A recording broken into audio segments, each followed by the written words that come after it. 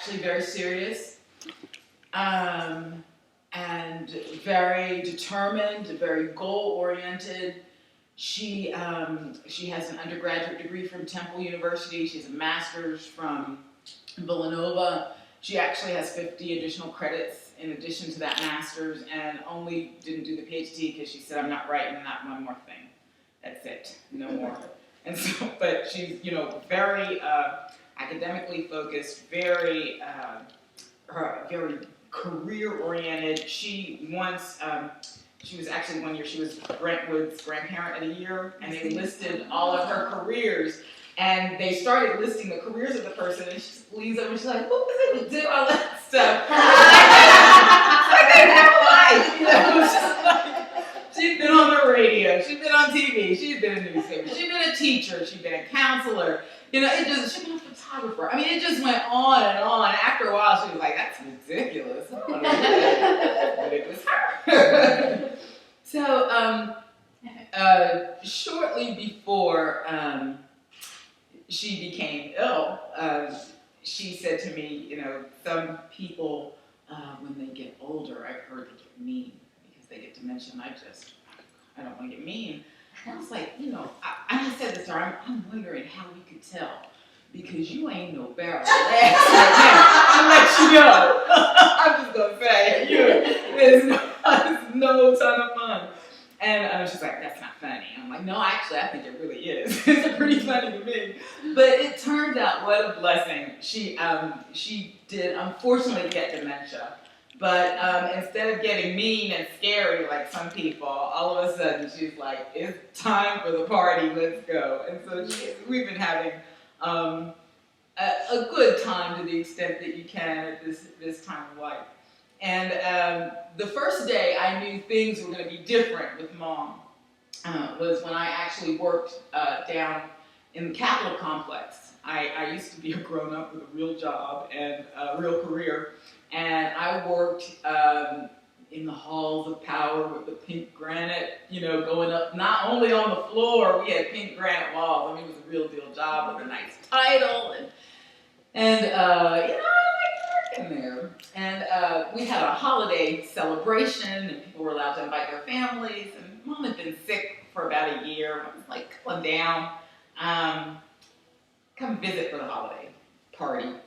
So she comes down with her caregiver and with Alexandra, who had I don't know how many of y'all have daughters, but some days they just can't make it to school. I mean, it was like a bad day, and she couldn't find a bra. Okay, you're not I find a bra. You have two sisters and a mother. Somebody here has a bra, but whatever. So she ends up not going to work to school and coming to the job with Manya, figuring it's going to be a better deal with the school. We get there, and Mom sees a gentleman walking down the hall, and she stops and looks at him, and she says, how tall are you? And he said, I'm 6'5". And she looks at him, and he's 6'5". He has green eyes and light caramel colored skin. And she says to him, I want to let you know, like the old song says, I like a tall man, don't need no small man. My man is all man. Big as he can be. And I was like, did she just do that? That is Dr. Cool. You got to go home now. Oh my goodness. I couldn't believe it. So, I don't work there anymore. Yeah. Something happened. Anyway.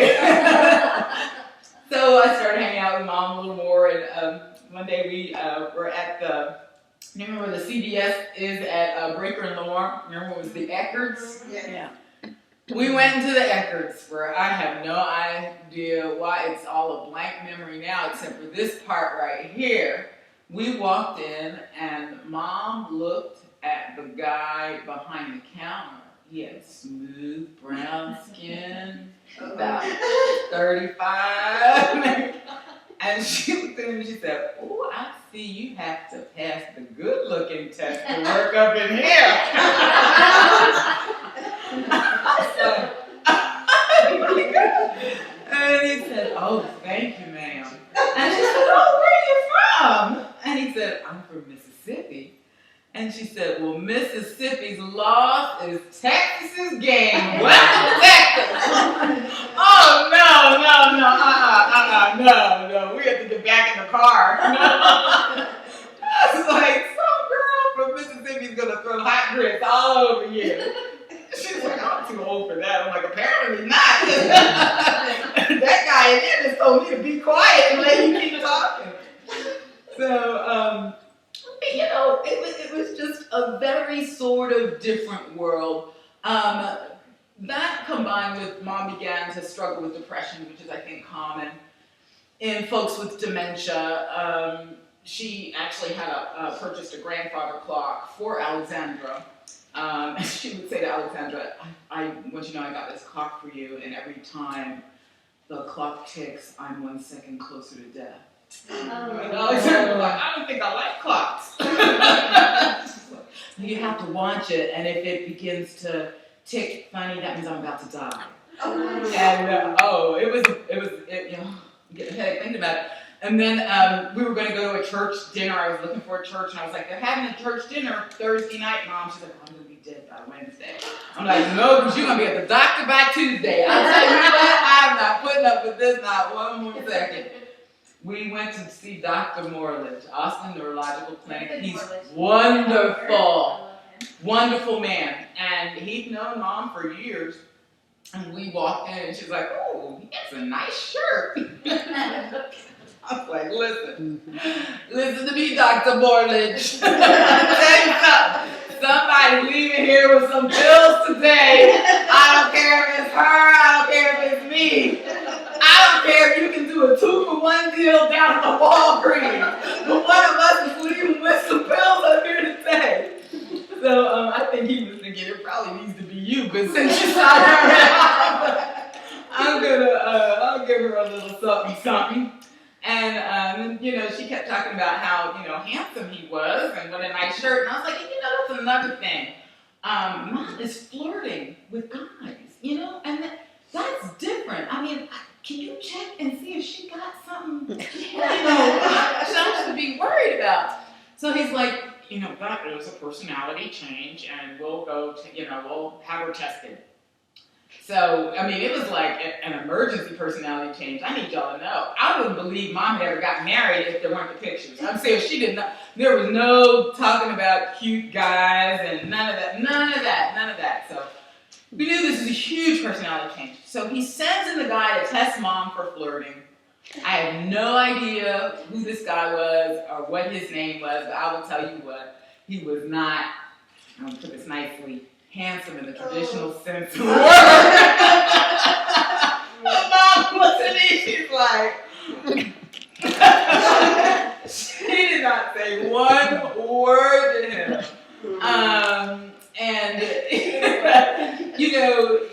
She passed a flirting test. I guess maybe they figured, if you flirt with him, you really are in trouble. We're going to get out the MRI machine if you flirt with this guy. But she didn't. Afterwards, she's like, I'm not blind. I may be flirting, but there's nothing wrong with my eyes. I'm going to flirt with that guy. Maybe if he showed me his wallet, I might have flirted with him. His bank account said something. No, matter of fact, that guy he'd have had to be the president of the bank. She was like in a huge tirade about how she was like, insulted. And somebody thought she was going to flirt with that ugly guy. So that didn't happen. But we got sent to the psychiatrist because Mom was still really a little bit depressed. And we go into the psychiatrist's whose name I also don't remember. And we walk in, and Mom looked around, and she said, who told you to do your office in this color? Now, people are depressed when they walk up in here, and you got brown and green and stripes on your wall. And you know what? That picture you have hanging up there, that's not straight. That picture's crooked. I was like, no! He's going to haul you out of here. But he didn't think she was funny. But and we got a big old prescription for a medication that actually cheered her right up. But it made her fall right over. So we ended back up in the hospital. But it was okay because the EMS guys that came, they were cute. So Mom was on the floor.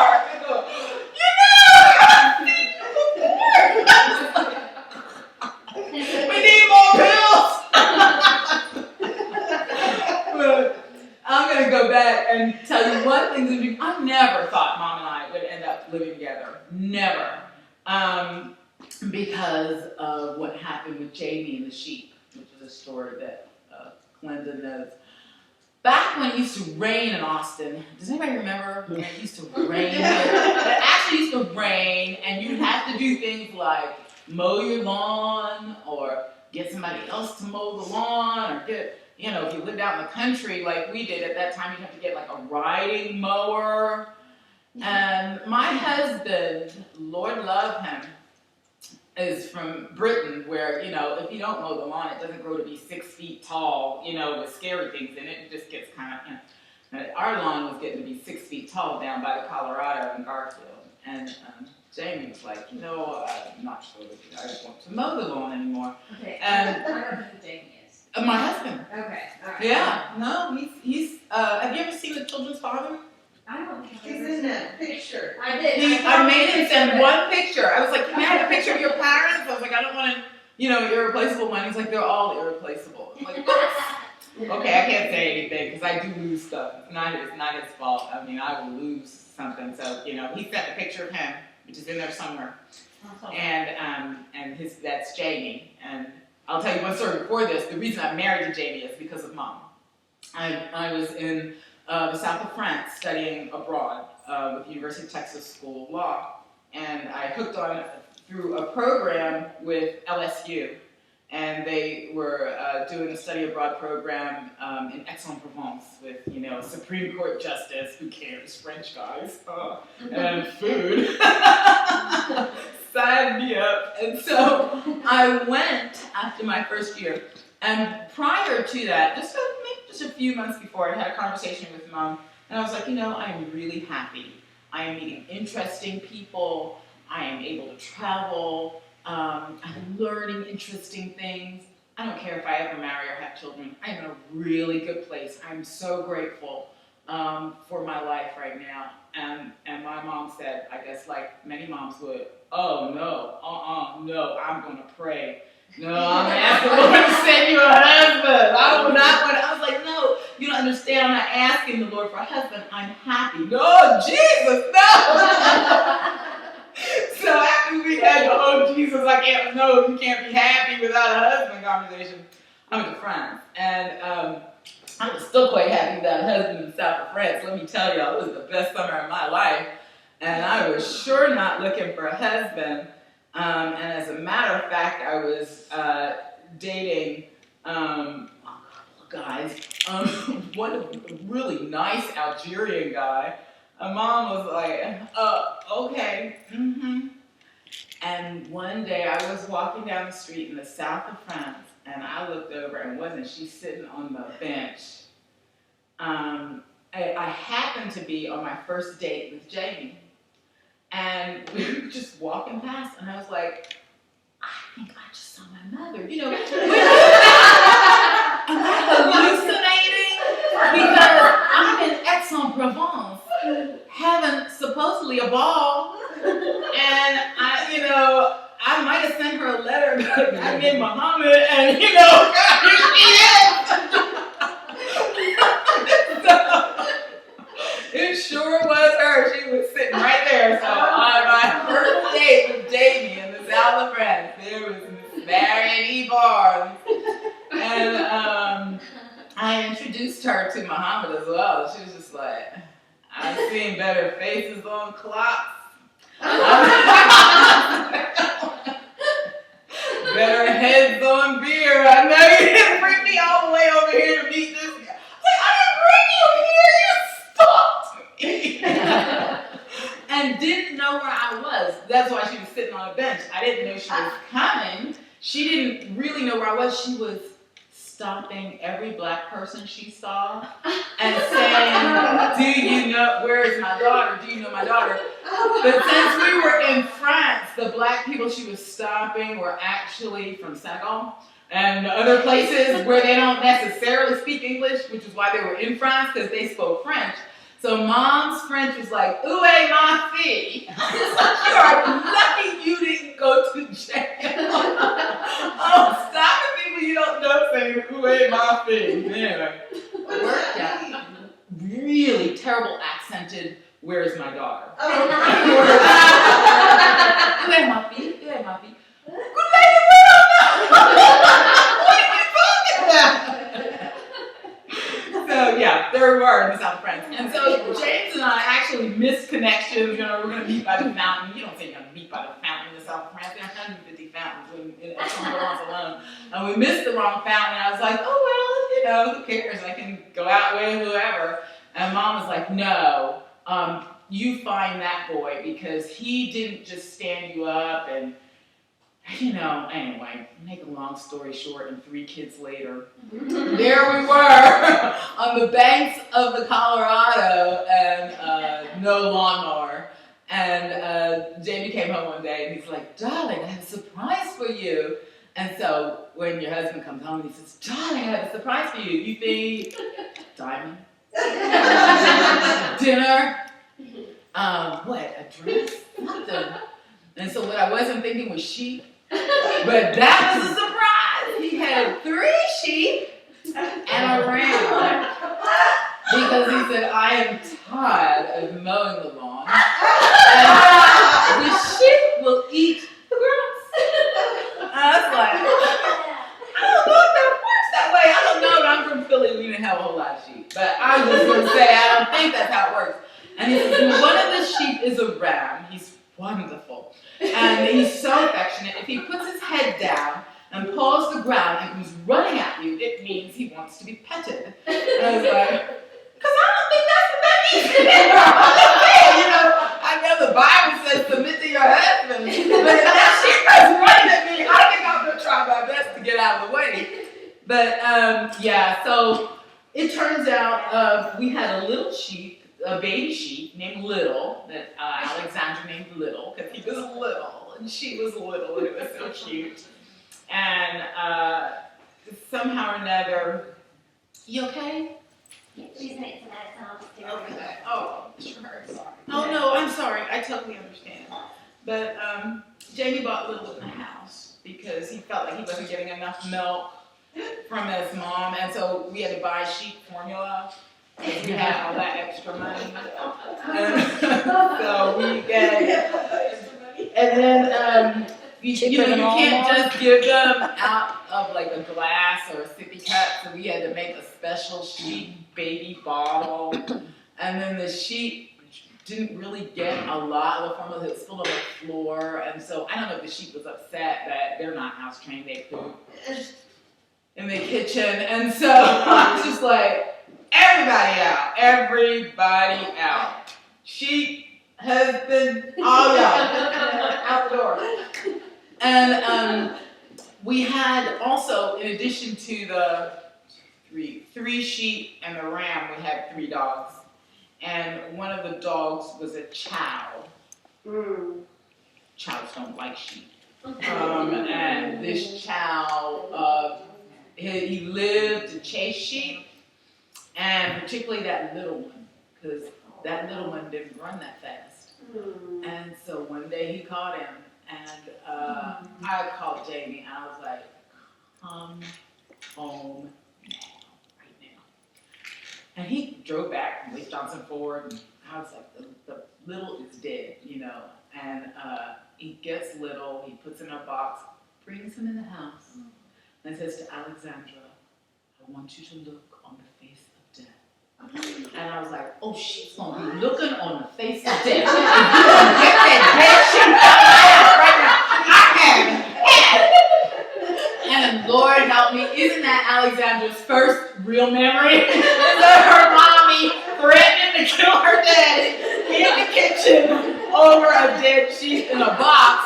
I was like, oh, I'm so this is terrible. So I went to the doctor. And I was like, I need help because, you know, the one sheep ended up dead, but the big ram in the back that weighs probably 200 pounds is trying to kill me.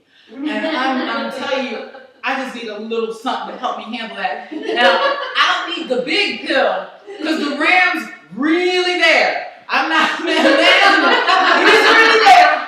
He's really trying to kill me and my baby. But I just need a little something to help me get through this. She wrote it. She's like, you're depressed. I'm like, you're depressed too.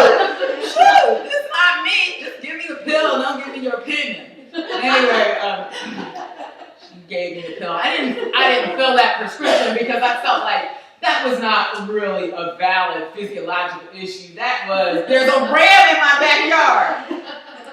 And how this deal would work, I'd have to come out of the house. I just had Victoria, and newborn Victoria. I had to climb over the fence with the newborn in my arm, put her in the car, climb back over the fence, because you couldn't open the fence because the child would go and fight the remaining sheep. And carry Alexandra over the fence. And what a nightmare. And then when I got Alexandra over, that was the sheep's cue, time to put down head and run. To be petted. I was at the day, you know, our communication isn't that great. Let me say that. I was like, I need you to know the ram in the backyard is trying to kill me and trying to kill our child. And he didn't believe me because he feels like sometimes I exaggerate. And I'm not know where he gets that from. I'm not know because I am so level and calm. He didn't believe me, but one day he came home at the same time and saw that here's the ram charging us, clearly not interested in having his nose scratched or anything else. And he's like, oh no, and he grabs the ram and flips him on his back and shouts at him, I'm the alpha male. I don't understand men or males. So he goes and gets some advice from some guys at the car dealership. Oh, we know sheep. And what you do is you get a 2x4.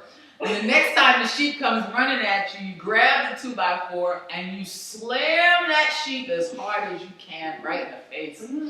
And so darned if the next time the sheep saw Jamie, he did the pawing thing and he came running. Jamie grabbed his bloody great big 2x4 and hauled it back and went, so whack! And the sheep stood there and I guess he was like, okay, I'm not going to do that no more. And so,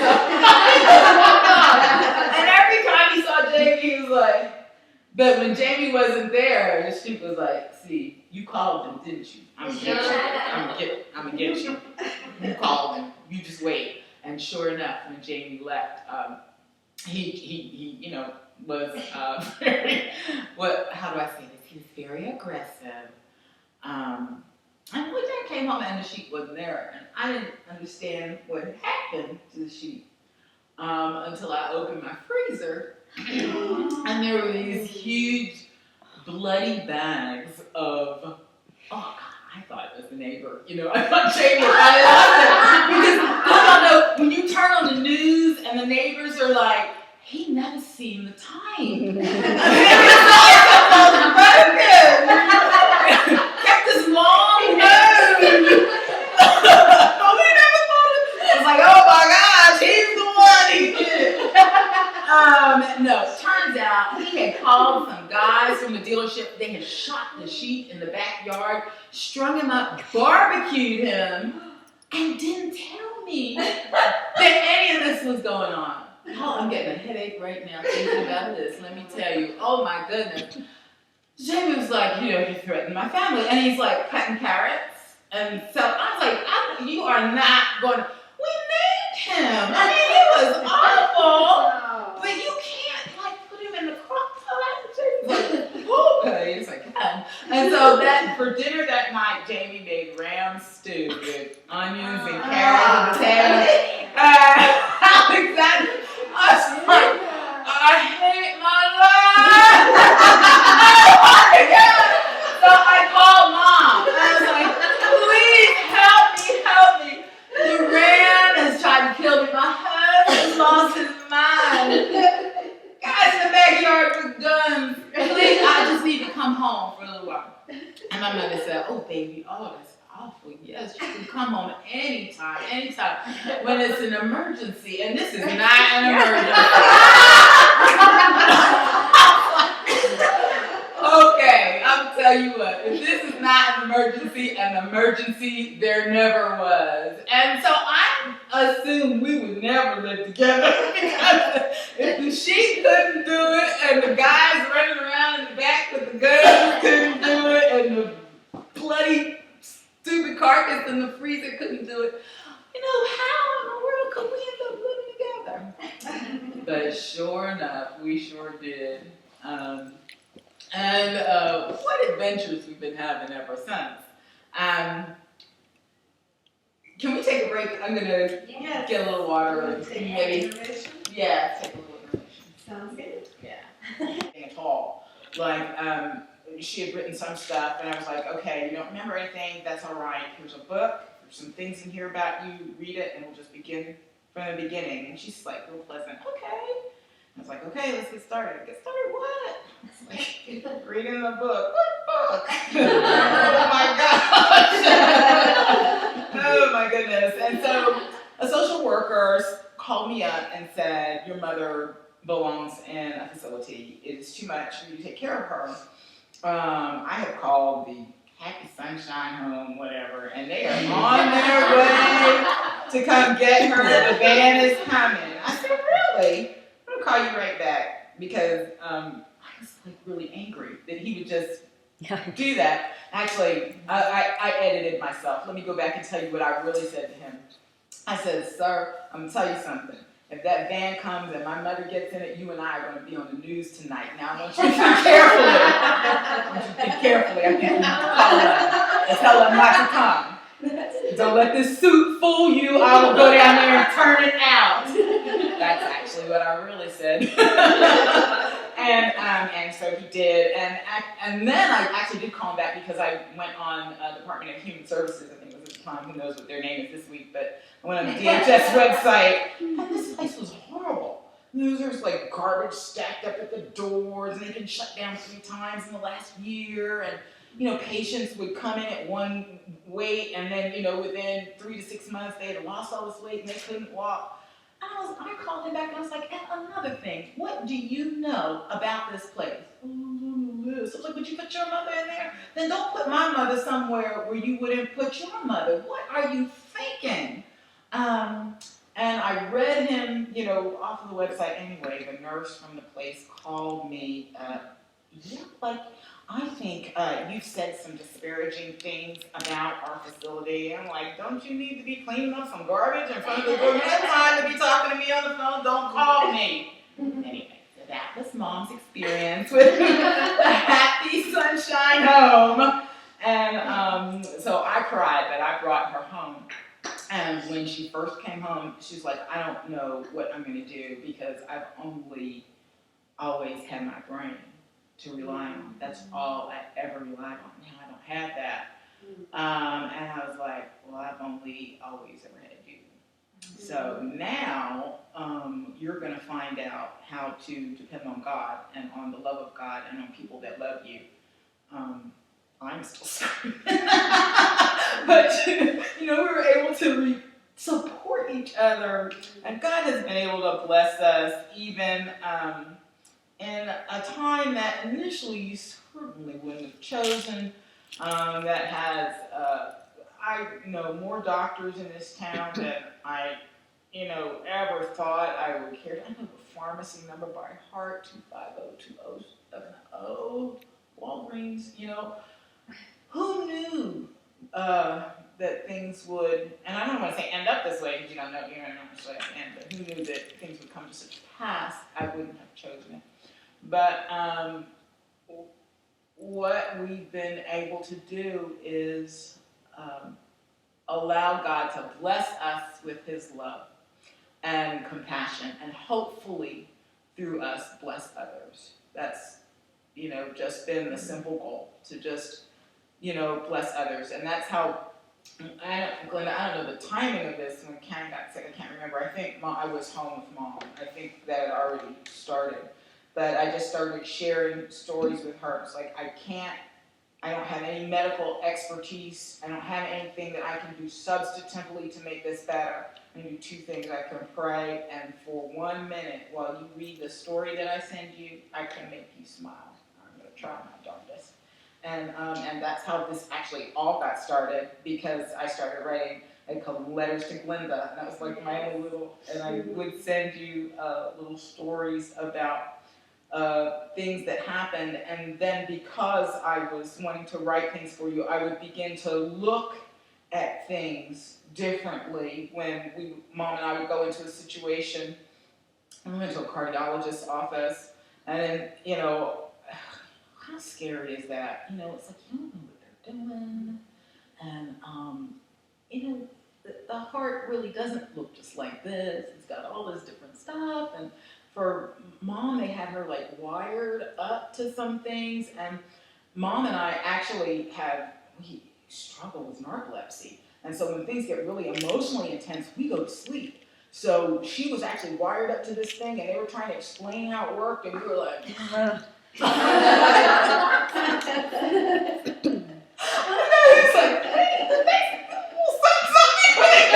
they are knocked out in each chair. I was like, I'm sorry, I understand what you're saying. But we were visiting. I don't know if anybody knows Dr. Eric Tiblier. He is wonderful. He was really competent. And kind of one of our earlier meetings, and Mom said to him, you know, what are you? And he's like, well, I'm a cardiologist. She's like, no, I mean, what are you? Because you look too good to be an ordinary white man. He's like, I'm Cajun. She's like, I knew you was something. You're pretty good looking. So, why Dr. Tiblier continued to let us come visit him, I do not know. But we did, and it's been fun. But growing up with Mom was interesting too. I actually just got a message over Facebook from a guy that was in high school, and he's like, I remember your mom, she was so funny. I'm like, she was not funny in high school. You know, I don't want to say over anything over Facebook, like, you got the wrong lady. She was not funny. Oh my gosh. But, you know, I guess now looking back, maybe it's kind of, he's some things. But I remember I was not always a believer. I was not raised in a Christian home. Mom was agnostic for a long time. She actually told her mother, she's like, you know, I'm agnostic, and I just don't believe in hell. And my grandmother was like, Dad, don't put the fire out. And that's like, end of theological discussion. Grandmother wins again. But, so we just weren't, if we went to church, it was for like the social justice. Remember the 60s? We all needed jobs and food, and people stopped blowing stuff up, that's why we were going to church. So, Mom was going to Zion Baptist at Broad and, let's make something up, Venango, y'all don't know. And so while I was like, I'm going to go down to the Nation of Islam, which is at Broad and Columbia. And you still don't know. And while Mom is at Zion Baptist, I'm going to go just check out the Nation of Islam. And before Zion Baptist gets out, because even though you might not be talking all that much about Jesus, you still take forever, I'll be back. So I wasn't a disobedient child. I was maybe about 13. And I thought I would give her the courtesy of letting her know. I said, Mom, while you're in church, I'm going to go down to the temple at Nation of Islam and check that out, and then before you get back, I'll come back. And she's like, you ain't going to no temple. And then let's stop that. Mom taught English, so she could teach the queen how to speak English. So when she engaged in intentional grammatical laxity, she was communicating more than, at this time, you are not going to be able to visit them. It's trouble with the scheduling or anything. No. Mom said, you ain't going to no temple. You wasn't going to no temple. You're not going to day, you're not going to mom. I was like, no, you don't understand. It's not going to be at all inconvenient because while you're at church, I'm going to get a ride with Sharon X, and we're going to go, Sharon X, look. I was like, Mom, look, I'm getting to the age where I'm a young adult and I can make my own decisions. She's like, where did you do that? This ain't no democracy. You ain't making no decisions. You ain't paying no bills and you ain't going to no temple. That was the end of, not, and actually within that year, I started going to church for real.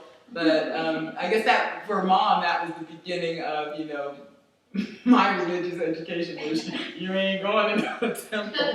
But, it was the 60s, so, and, we didn't talk about sex. I remember once I said to her, Mom, remember when you said sex is beautiful? And she's like, I said, no such of a lie. So that was the end of that conversation. The end. I might ask her about it when I get home. I'm still scared. Politics was brief. She's like, if you see the Klan, run. Don't be brave. It's not time for a discussion. Just leave, run, fast, quick. I don't want to hear no heroics. And that was the end of that. Oh, Karen, really brief. But the one thing she took time on was the wedding. And she said, I was maybe 15. She was like, it's time for you to practice for your wedding. I'm in 10th grade! What wedding? I can't even get a date for the prom. Come on, Sam Evans is cheating on me. What wedding? And she said, no, it's time to practice for the wedding. I want you to get up, and when you get, I want you to pretend, when you get to the altar, if you look at this man and you say, oh my God, what have I done? You give me the signal. I'll know.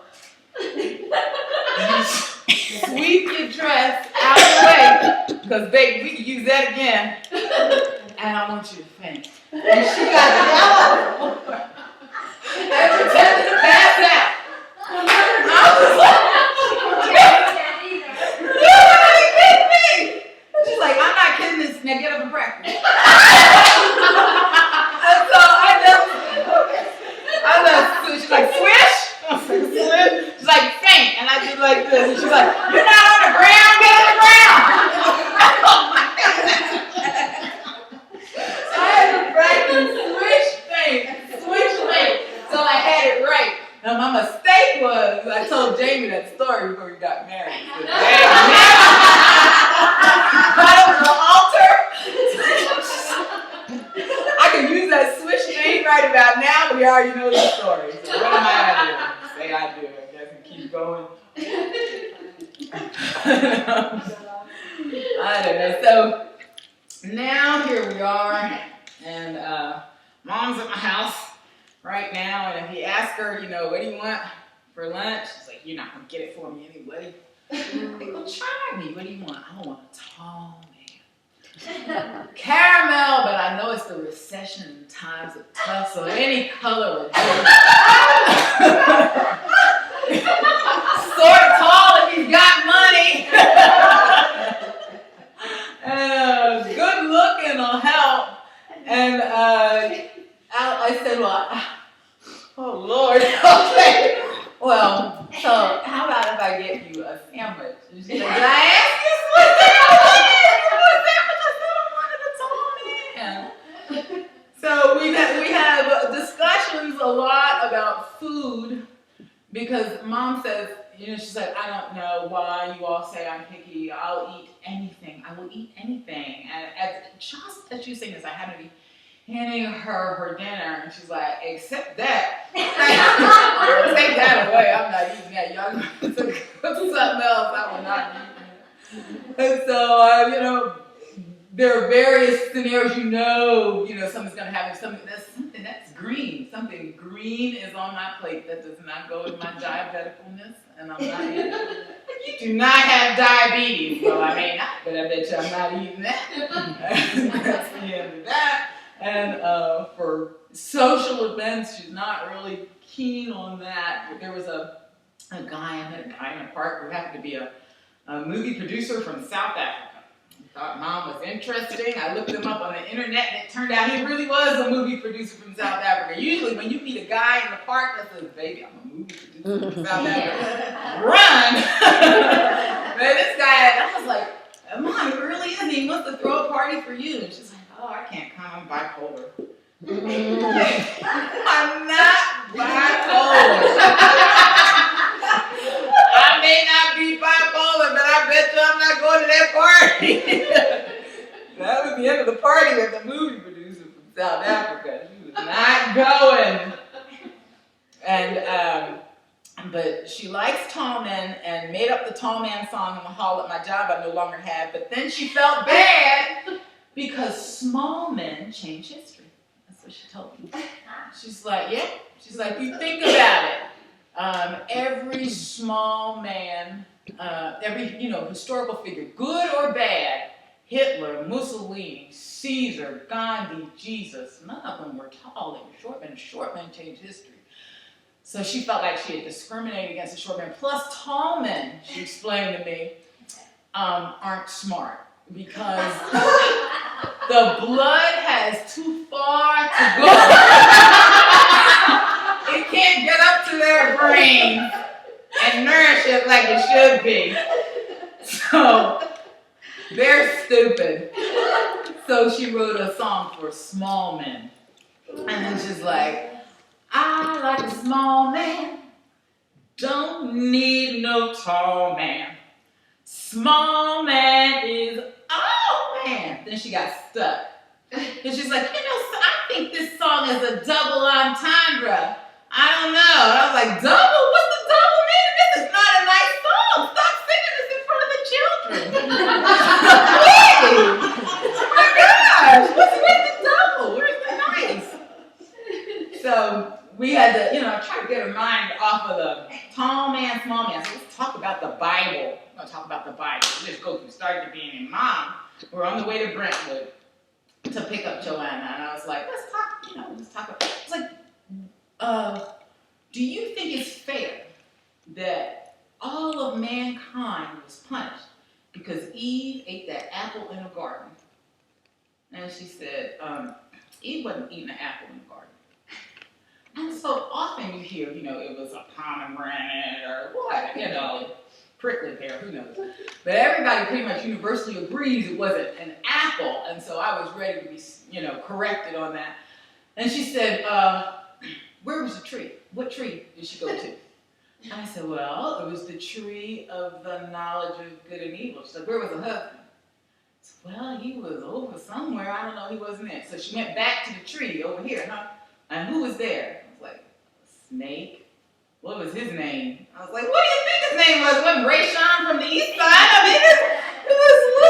So she went back behind a tree with, who what? Look, she wasn't eating no apple. And that's not why you're in trouble. I was like, who would have thought of that? I'm here trying to talk about the Lord. I never.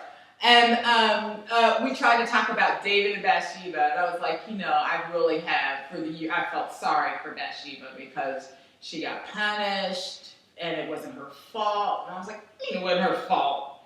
I was like, she was minding her own business, on her own property, bathing, and then the king looks at her and calls her. What's she supposed to do? I mean, it's like, she has no choice. It's not like,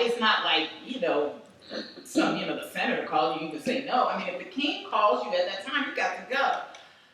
And I was like, you are so naive. Oh, Lord. Let me tell you something. She could have taken a bath anywhere, anytime. She knew he was there. Such a bath that never was taken.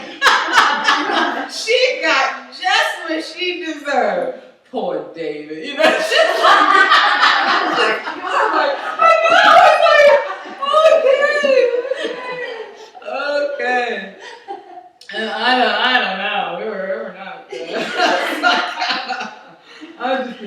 better we go to church. So I took her to church. This is a few years ago. But I took her to church. I'm not going to say what church this was. And so I was like, this is the pastor. It wasn't Westover either, okay? This, no, it was not.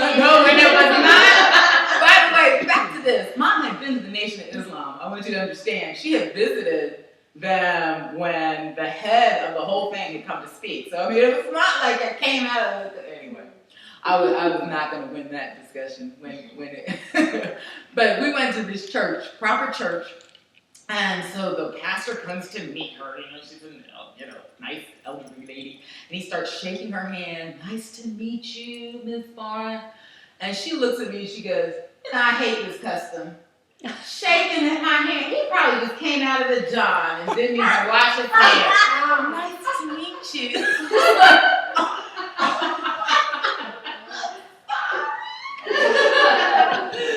So we don't go to church no more. We put in a DVD from somebody. Turn on Pastor Joel Osteen and count how long we can go before he says Jesus.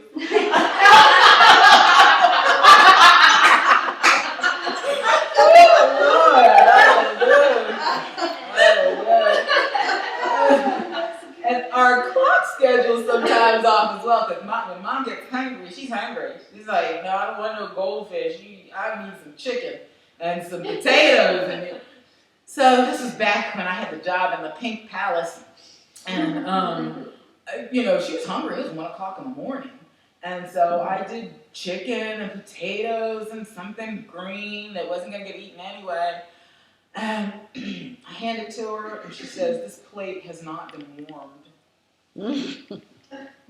Excuse bloody me! No, that's not what I said. I was like, okay. And so I take it, and I warm the plate, and I bring it back, and she eats it. She's like, I have something sweet, do you? I'm like, okay, it's like 1:30 in the morning now. And so I'm like, okay, I think I actually did have some pie and ice cream, so I warmed the plate this time. The pie and the ice cream, I bring it to her, and she's like, they're touching. I was like, okay, I'm gonna take this back, I'm gonna slap the slave in the kitchen. Got it all off, and can't use that plate again. I warm the plate for the pie, with the ice cream in the separate bowl. Give it to her, she enjoys it. By the time she's in bed, it must be 2 o'clock in the morning. Well, come 5:30, it's time for me to get up to go to the job I no longer have. I'm gonna call when people ask what happened. I don't know. I gotta say goodbye to her, and she's like, oh, Joan, you look terrible. You should get some sleep. What are you doing all night? Well, you shouldn't have, because I don't remember it. You wasted your time. Anyway, I went to work, and then I got in trouble at work, because I told you about the narcolepsy, and then I was working with people that work with people with disabilities. They don't want to hear about your disability in a disability meeting if you're sleeping through it. It's like, no. So, we do struggle with that, and so Mom, even now, we struggle with it, and I asked Mom, I still struggle with it today. I mean, even now, this summer I was at a wedding, and I woke up, and I was shaking some guy's hand, and he was like, yes, it's nice to meet you too. I'm like, where am I? Who are you? And Mom was like, oh, that's a shame. They say I used to have that, but I have conquered that. And I said, how did you do that? Because I really need some ideas. She's like, well, what I did was, in the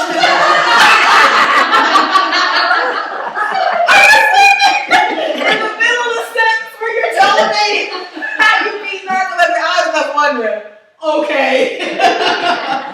Thank you very much. So that's how we conquered narcolepsy in our house. It's like, but she wins the narcolepsy award because she actually fell asleep during a job interview, and is still unrepentant. She's like, it was his fault. He was boring. So I was sitting there sleeping. I'm a good employee too. When I wake up, I'm really smoking. Kept going on and on. So yeah, that was him. And then nurses come to visit us. I don't know why, because Mom will sometimes torture them.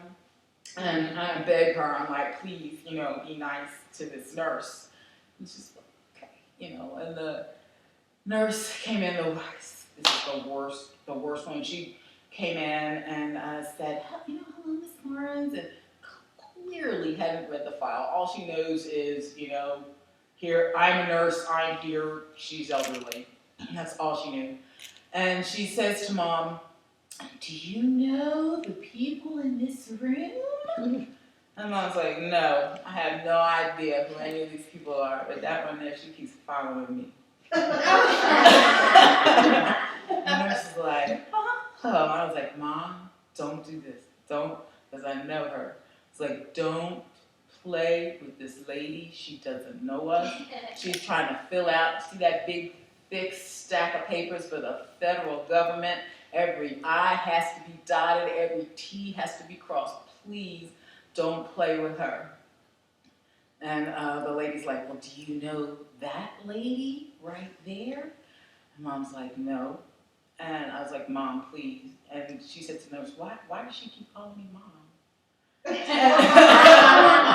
was like, come on now. And Mom's like, I don't know who she is, but she beats me. And I was like, oh my gosh. I was like, I'm going to go to jail. I'm going to go to jail behind your shenanigans. And then Mom goes, well, she should have read the file. Don't come in here and ask me who I know. You read the file before you get in here. And you should know who I know. That's just lazy coming in somebody. Who do you know? You should know who I know. Now you need to do an investigation. If you hadn't been so lazy in the first place, you wouldn't have to do it. Now, what are you going to do now? Because I'm ditzy. You shouldn't believe me. You shouldn't believe her. Because, I was just like, oh my gosh. I was like, I need to tell you something, Mom. If the people come to this house to come get me, I'm going with them. I'm going to give the guy with the straight jacket, I'm going to give him a kiss. I'm going to kiss the policeman. I'm going to get in the car. I'm never coming back. When they say, do you want to make bail? I'm going to say, no. Nope, sure don't. People are going to cook for me, and I'm going to have books to read from the library. I'm not coming back here. You have to understand. I was like, she should have read the file. Next time, read the file, honey. You won't be in this problem. And the lady says, right up, she's like, do you know what year this is? I was like, I do not know why that lady came back to our house, but she did. I know. Some other lady, Lord love her, she was a little bit, heavy set, aren't we all? It's America. But Mom said to her, I'm going to tell you something to help you. If you eat just 1 teaspoon less at a time, you wouldn't be so fat. The lady was like, oh, man. And then she said, what's your son's name? You have a son? What's his name? And she said, people do nowadays, Afashaka Lee, some crazy name. My mom was like, oh, Jesus, why do people name their children stuff like this? You can't pronounce it. What? Lord. Oh, my goodness. So that lady didn't come back anymore. I said, Mom, you gotta stop doing these people that way. Tell a lady she's fat, eat 1 teaspoon less. And Mom was like, in her case, she could have eaten a half a teaspoon less. It would have made a difference if she had listened to me. So, yep, I don't know what to tell you. Adventures with Mom, and there are lots more, and I've written tons of them down, and as Mom says, this is going to be a never-ending story, because as long as I'm here, I'm going to keep adding to it, and I'm not going nowhere.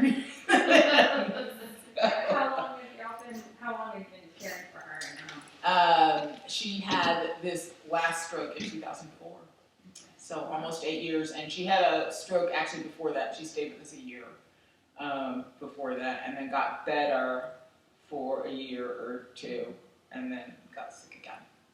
And so it's been a long That's a long time. So, when you leave, do you have somebody with her, or is she able to stay alone? She can stay on her own.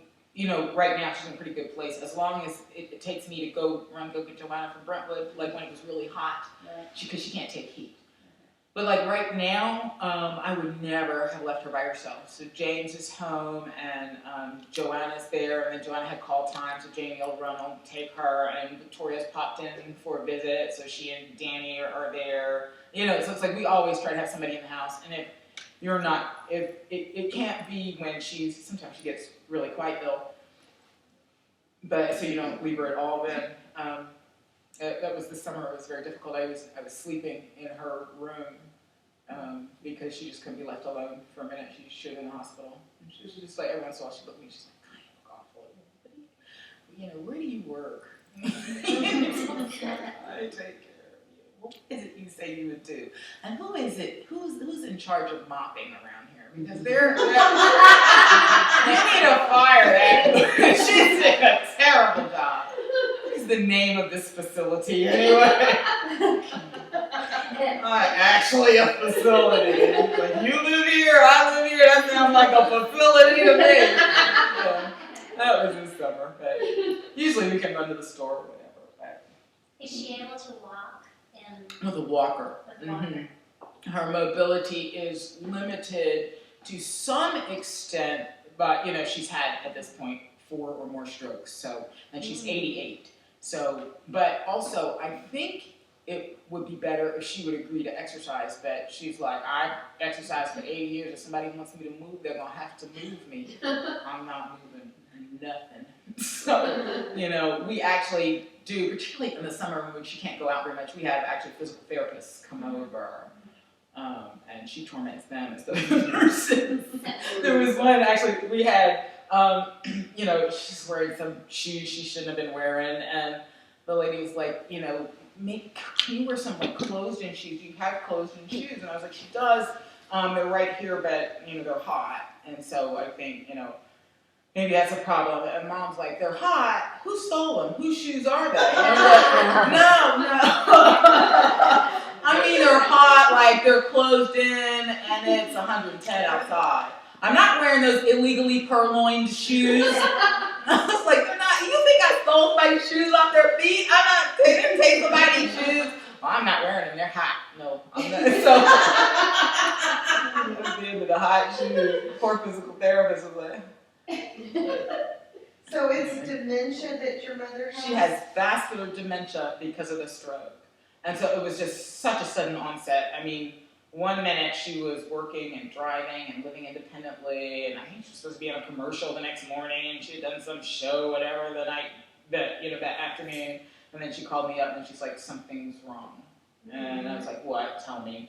And she's like, I feel sort of swollen on one side, and there's some system. I was like, and the fact that she couldn't tell me which system it is, because she's really intelligent, I knew, that, and I was like, you mean you're something's wrong with you neurologically? And she's like, yes, that's it. I was like, hang up, I'm gonna call 911, and I'll be right over.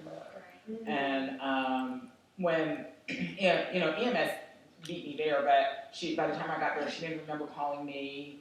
She didn't remember that she lived there on her own. She didn't know what year it was. She didn't know who the president was.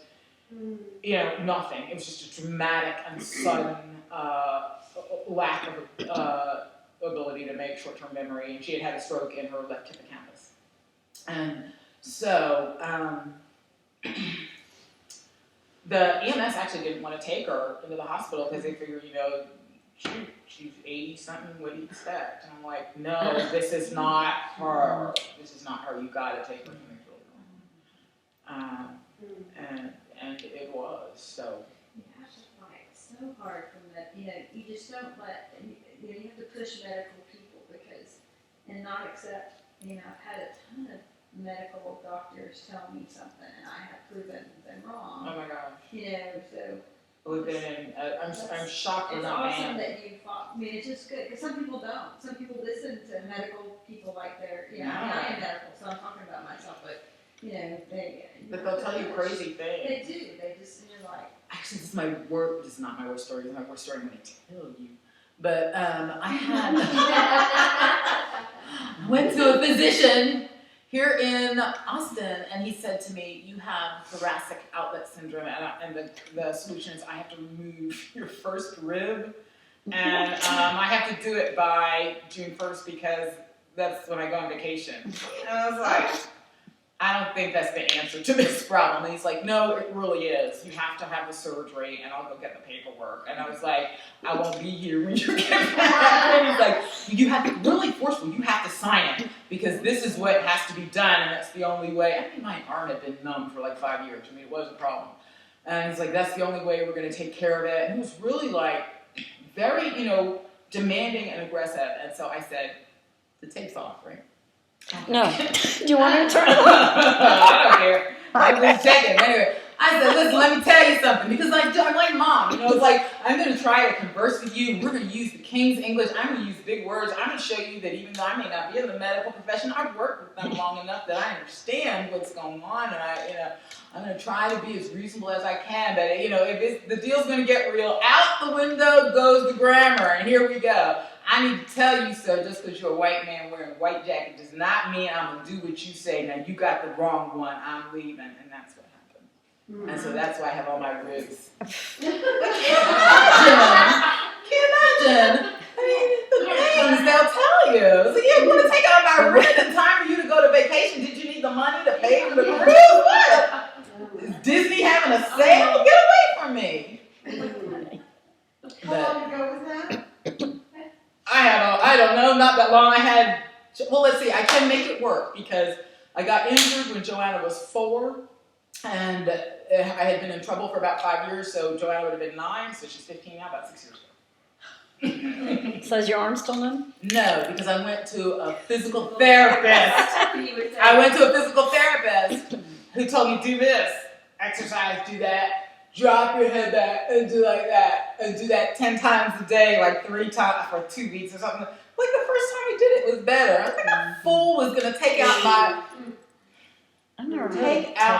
rib. If you had, I'd have picked it up and beat you in the head with it. I can't believe it. I know, they do all kinds of stuff. But sometimes they're right. And Mom and I had those. But sometimes they're right and amazing. I'll give you the name of all the right amazing ones. Dr. Boyd Morgan, he's an ENT guy, I believe, down on 38th Street.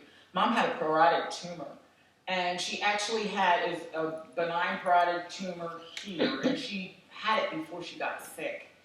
And she'd gone to the VA about it, and they had suggested surgery. And she's like, so you want me to have surgery at the VA? I would take it out with a spoon. Get away from me, And so the guy, I think, was thinking he was going to use a knife, but Mom was like, not on me, you're not. And so that was the end of surgery at the VA. But when I got her, she had the dementia and the parotid tumor. She actually had 2. But I was aware of it, but my vision is not very good. If I take off my glasses, I should not be able to see something growing out of the side of your face from across the room. And so I was like, we've got to go to a doctor. So we found Dr. Boyd Morgan because Dr. Morley recommended him. And we went there, and he's like, well, it really does need to come out. We can watch it for a few months if you want to, it needs to come out. He does the surgery on Mom. He's amazing. I mean, she's not a good candidate for surgery. She's got a history of stroke. At that point, she was like 84. She was on Coumadin, had been on Coumadin for years. Dementia. I mean, do you want to do a head surgery on somebody like that? No, you do not. He does it. If the blimmin' tumor is out this way, but it's also in that way, and long things wrapped up around her facial nerve. I mean, he preserves her facial nerve. He removes the tumor. He does a beautiful job. There's just this little scar right there. You can't even see it if you know to look for it. Mm-hmm. He comes to the room after to tell her the surgery is a success, the tumor is benign, we're all going to live happily ever after. Mm-hmm. And she says to him, where is my tumor? And he's like, I'm sorry. And she's like, my tumor, I want to see it. Mm-hmm. And he's like, well, we don't keep them. She's like, well, I wanted it in a pickle jar so I could put it on my window ledge and have the sunshine streaming through. When I'm finished looking at it, it should have been given a proper Christian burial, because that is part of me. And the guy's like, sorry? It's part of me. And you took it upon yourself to throw me down the And he was just like, Miss Barnes, have you always been this strange? I was like, yes! Now where's my sister? I was like, I guess he thought maybe she'd have another stroke in there or something. I was like, nope, this is her, not you. This is not a new medical event. You would have gotten shouted at for throwing a bit of her away 10 years ago. So, but if you ever need something taken out, go see Dr. Boyd Morgan. He's awesome and very patient. Very patient. And he's an ENT. I think he's an ear, nose, throat guy, the head neck surgery. And Dr. Morledge recommended him. Dr. Morledge is the best neurologist in the town. Hands down. He is awesome. If you have anything neurological, Go see Dr. Morledge. he's the only one that could explain to me, because I had multiple problems that were confusing, and he's the only one that could explain to me in medical terms what was going on, and I've been to multiple people. And he sat there and did it with me. I mean, he sat there and I'm in tears, and he, it was cool. So he's an awesome doctor all around. He's one of those all around guys. Yep. And now he wants to do research with us at UT. So Wow. Next time you see him, tell him I will. Joan Stewart and Marion Barnes. Say hello. And guess what? He'll remember us. Oh, yes, he will. Oh, yes. If you remove anything, you know what to do. Yeah. Anybody removes anything from my mom, they better bury it properly. So does anybody else have any other questions about anybody or the way it was, or? Now, how did you, work about the emotional work that it takes to be a caregiver of a dementia patient? Can you talk about that? Is sort of an interesting process for me because I'm not naturally a nurturing person, I don't think. Because remember, I'm an only child. So how that plays out now is, I'm the only one to take care of mom. Right. But how that looked when I was younger is, I got all the stuff at Christmas. Yay! And when mom was like, I went to spend some time with my father. Why that happened, I don't know. But anyway, in about 2 weeks in, mom realized that was like really bad. The solution for her was, I'm going to take you to the Bahamas. So it was like I got to travel like all over the world. I got all the stuff, all the attention with me. I got like a really great education. And then, so my focus, although I think by nature maybe I tend to be compassionate, but I never had to take care of anybody else. And my family relationships aren't close because we're not physically close. I mean, I left. Because they're crazy. That's not knowing, right? I can edit it. Oh my gosh. One time I did escape from the crazy house and moved in with mom, with my little girls. I was like, okay, that's it. I'm finally out, the sheep, whatever was going on. I don't know. It might not have been the sheep. It might have been the next chapter. But while I was there, mom invited my cousin to come live with her. And I was like, I know you don't mean cousin, the one who's living under the dining room table at his mama's house and refuses to bathe. Not that guy. You didn't invite him to come live here with, I have little girls here. She's like, he seems so sad. It's called paranoid schizophrenia in the Latin. Oh my gosh, I went back home. Anyway, so there's, nobody, we don't have like a network. And I married a guy from England, so, his people are there, and his brother lives in France. He has one brother who lives in France. So their family is not close, So there's, just like me, which is why I had my face in the carpet. But he did. When you were younger, though, did you, and I ask this so selfishly because we only have one child, and she's grown. So I often, and I come from a big family, seven kids, so I often feel so bad because, I hope that she'll want to grow up and take care of us later in life. there's no other siblings to share that. So when you were younger, did you think about that? Not for 1 second, because my mother was extremely dominant and extremely resourceful, and I depended on her. So, I mean, even though we were trying to do this planning for what if things change, I could never envision that. I mean, even when she was 80, okay, and I had, 3 girls in school, I called her up one day and she's like, I have freaking flyer miles, I don't know what to do. And I was like, you should go see your older brother. She's got an older brother and an older sister that are still living. And I was like, you need to go see your brother. He can't come to see you. And so take those Delta freaking flyer miles, get on the plane and go see him. She calls me back and she's like, I've used those freaking flyer miles, just like you said. I got 5 tickets to Hawaii. I'm going to take one of the girls to Hawaii. I was like, we can't go to Hawaii. It's like the middle of the school year. What happened to Uncle Ben? I mean, it's not Hawaii. It's in Philadelphia. Well, I'm sorry. We're going to Hawaii. I was like, well, we can't go to Hawaii. It's the school year. She's like, those children will learn more in Hawaii in 2 weeks. Then they will sit at those ridiculous desks signing out of school. Now, and I did. And she was right. But my point for that story was she, was the driving force. She ran, like, not only her life, kind of like mine, the girls, up until, very, 8 years ago, maybe.